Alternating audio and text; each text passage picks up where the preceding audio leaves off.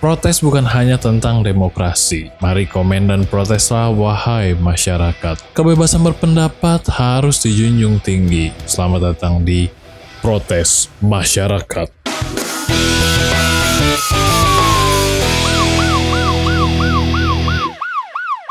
Kembali lagi di konten Protes Masyarakat bersama gue Uya. Jadi kali ini kita masih di rules yang sama. Kita akan membahas banyaknya fenomena yang terjadi di dunia sosial media. Jadi gue akan membacakan beberapa komentar menarik masyarakat terhadap suatu fenomena yang terjadi di dunia sosial media. Dan tentunya gue juga akan memberikan komentar terhadap fenomena tersebut. Jadi apa kabar para proteser? Gak nyangka ini adalah konten gue yang cukup dibilang bisa bertahan ya.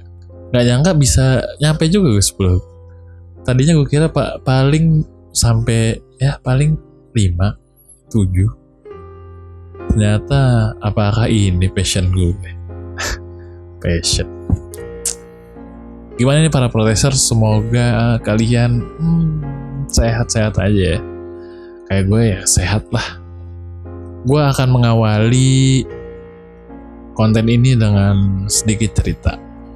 Jadi gue officially itu udah jadi resmi ya, udah jadi kepala keluarga karena gue sudah bikin kartu keluarga dan udah jadi. Alhamdulillah. Di satu sisi ya seneng punya titel baru yaitu kepala keluarga. Dan juga gue sebentar lagi akan mempunyai anak ya. Jadi agak lebih ada senangnya, ada overthinkingnya. Ya tapi gue syukuri, gue sangat menantikan kelahiran anak gue. Dan semoga gue bisa membuat hidup anak gue ya lebih baik lagi dari hidup gue. Gimana COVID sekarang udah rasanya kayak hambar gitu ya. Di kantor banyak yang batuk-batuk sekarang udah agak cuek lah. Sekarang tuh COVID kayak mungkin bisa dijadikan alasan ya untuk lo nggak masuk kantor buat lo istirahat 2 minggu tuh kayaknya bisa deh. Jadi tuh lo tinggal pura-pura sakit aja gitu. Aku positif nih. Terus tinggal lo batuk-batuk dikit. Kalau ngomong gitu. Terus kalau lagi di rumah, kalau ngomong lo pencet aja dong biar kayak kedengaran bintang kayak gini ya kan. Jadi istirahat lo 2 minggu di rumah. Ya kali ini kita akan membahas fenomena yang gue nggak tahu ya, ini karena di syuting tanggal 6 Agustus dan gue nggak tahu kapan tayangnya. Kemarin beberapa hari yang lalu sempet rame Kominfo blokir aplikasi-aplikasi yang tidak terdaftar di PSE. Yang bikin viral itu adalah yang diblokir itu suatu hal yang penting banget. Ya penting sih menurut gue. Kalau di Indonesia menurut gue itu sektor yang penting ya. Karena yang diblokir itu adalah Steam, yaitu platform game terbesar menurut gue di dunia. Dan PayPal juga. PayPal itu cuma satu-satunya platform transfer uang ke Indonesia ya, dari luar negeri gitu loh. Kenapa ini bisa viral? Karena mayoritas Indonesia tuh gamers ya, rata-rata. Mostly game tuh dari muda sampai tua pasti banyak dipakai gitu loh. Iyalah di Indo tuh udah tingkat stressfulnya tinggi banget ya menurut gue. Jadi ya untuk meredus ya kita butuh main game. Dari anak-anak, anak muda, remaja, sampai yang udah tua, butuh lah main game.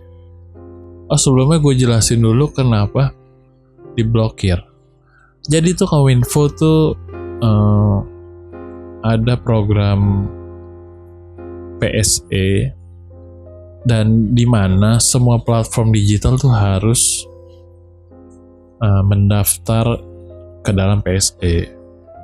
Dan Steam, PayPal, dan beberapa platform game lainnya itu mereka tidak mendaftar.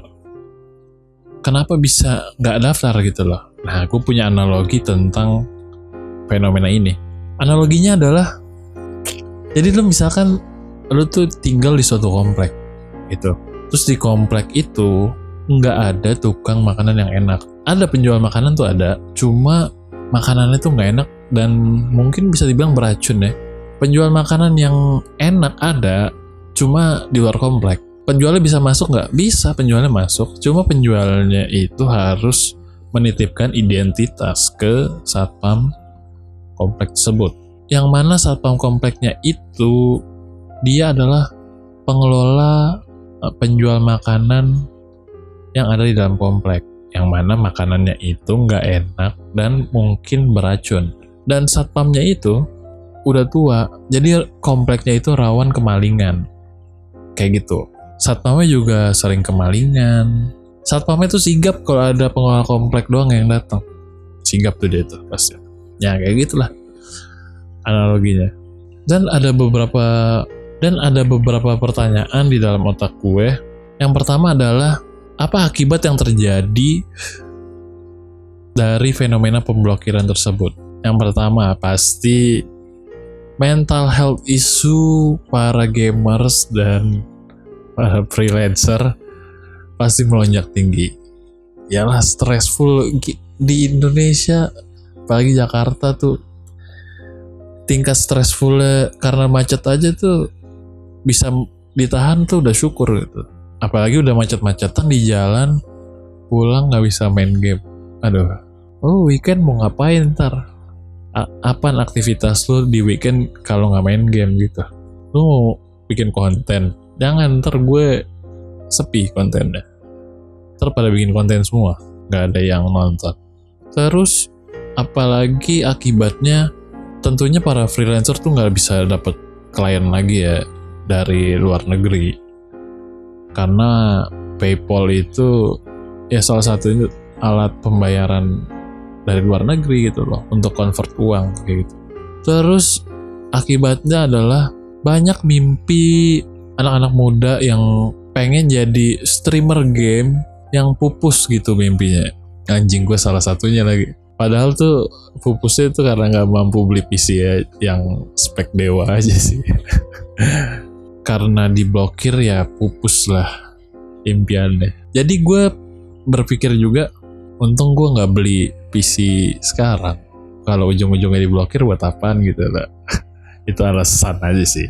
Gue pengen banget beli PC. Gue kemarin ngelihat Ariel Noah rakit PC, anjir, ngiri banget coy. Tapi by the way udah di unblokir ya sementara ya, nggak menutup kemungkinan untuk diblokir lagi. Terus akibatnya ada lagi untuk para freelancer ya, pastinya tentu nggak bisa dapat klien lagi deh dari luar negeri. Tapi gue tiba-tiba keinget dulu ada sempet pemuda yang dianggap pengangguran sama tetangganya, tapi dia tuh mengelola server-server dari luar negeri. Jadi dia kerjanya remote aja gitu. Kalau PayPal-nya diblokir, dia gimana? Dia pasti jadi the real pengangguran. Dia ntar pasti jadi akrab sama tetangganya gitu. Ntar tetangganya bilang, gitu dong pengangguran. Keluar, udah pengangguran, udah keluar, sombong amat ya kan? Ya, jadi akrab ntar penganggurannya.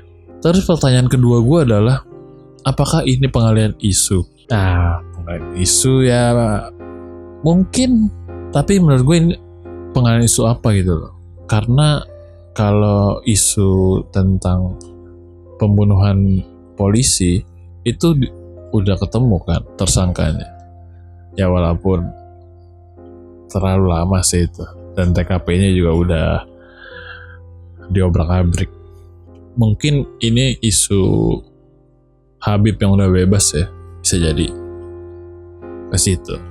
Terus berhubungan dengan pengalihan isu, pertanyaan gue ada, apakah ini skema racun dan penawar? Dimana Kominfo memberikan racun yang dibilang cukup mematikan ya racunnya nih.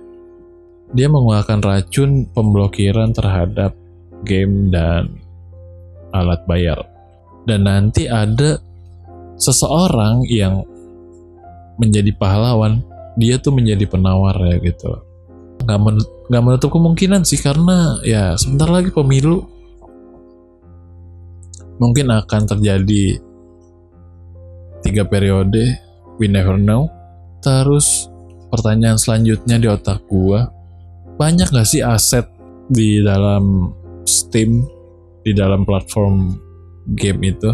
Gue sempet baca-baca kemarin, ada 10 account tertinggi, asetnya itu ada sekitar sampai 200 juta. Jadi dia beli game sampai 200 juta, dan itu dipotong pajak juga gitu loh. Kenapa?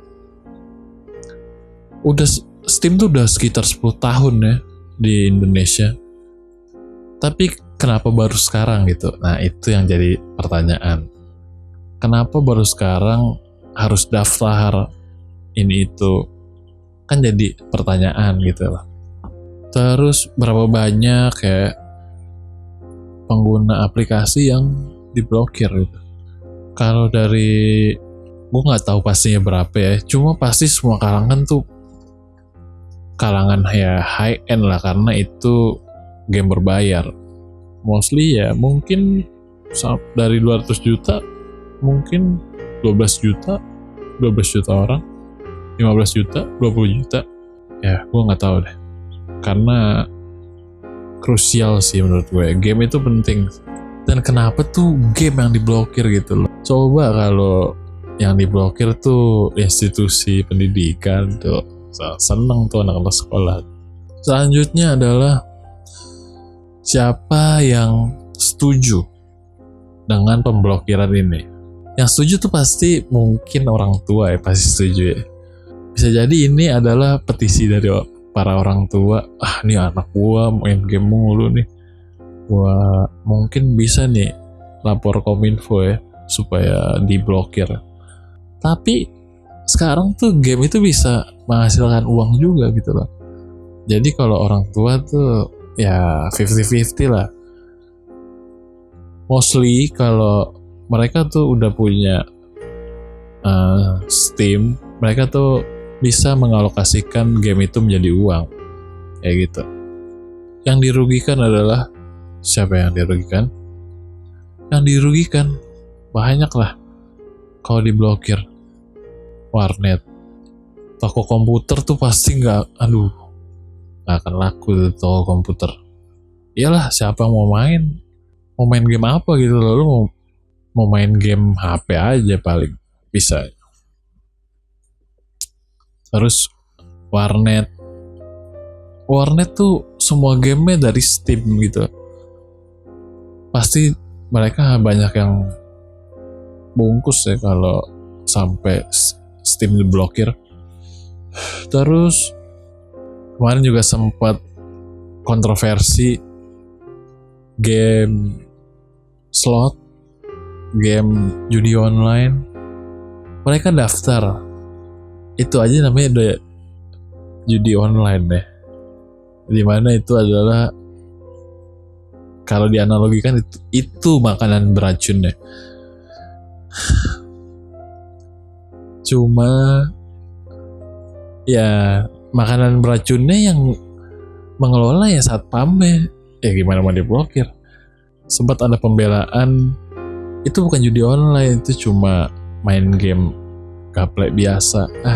My god, bro, come on bro. Kalau udah bisa deposit, Ya buat apa tuh duitnya? Pasti buat judi lah. Tapi ya pasti judi online tuh banyak yang nggak setuju ya diblokir ya. Untuk masyarakat kelas B minus atau kelas C pasti banyak yang nggak setuju sih untuk yang judi online itu diblokir. Gak usah diblokir sih, mendingan biar moralnya pada hancur aja. Kadang tuh gue suka heran nih sama negeri ini. Kadang tuh suka banget ngambil kesenangan orang lain gitu loh. Ya gitulah. Jadi gue akan membacakan beberapa komentar menarik masyarakat ya tentang fenomena ini. Jadi gue udah memberikan pendapat gue duluan. Yang pertama, wait. Yang pertama itu ya pasti judi online gak diblokir pak. Janganlah. Ntar masyarakat kita pintar semua gimana? Ya gak sih? Biarin aja lah. Selanjutnya tuh ada komentar our country, our rules. Sangat Indonesia banget ya. Selanjutnya ada komentar kekuatan netizen yang merubah segalanya. Maju terus netizen Indonesia. Alasan kenapa di unblokir karena nih ulahan netizen Indo juga ya. Dimana ada wacana tuh para remaja yang mau melemparkan atau sudah melemparkan, gue nggak tahu. Mereka mengumpulkan air kencing mereka terus dilemparkan ke logo Kominfo atau ke tempat Kominfo. Nggak mungkin sih kalau ke tempat Kominfo-nya langsung, karena ya bisa diciduk pasti. Terus banyak juga karangan bunga. Ini aneh banget sih. Indonesia tuh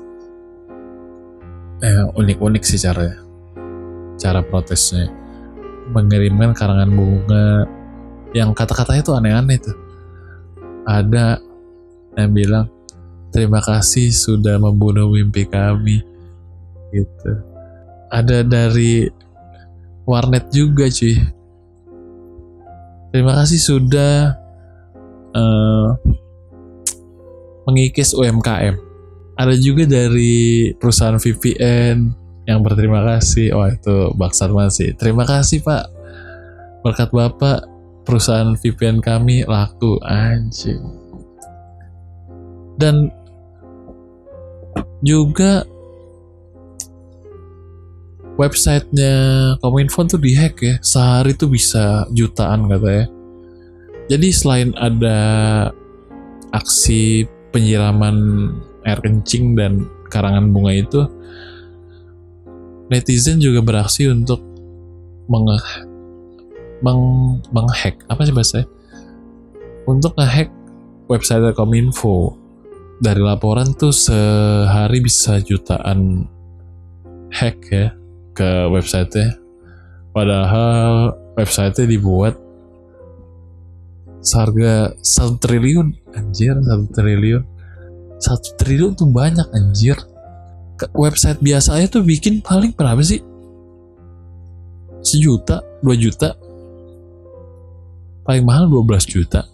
Itu juga mungkin udah anti hack ya. Ini 1 triliun. Aduh. Pengadaannya ya begitulah Indonesia.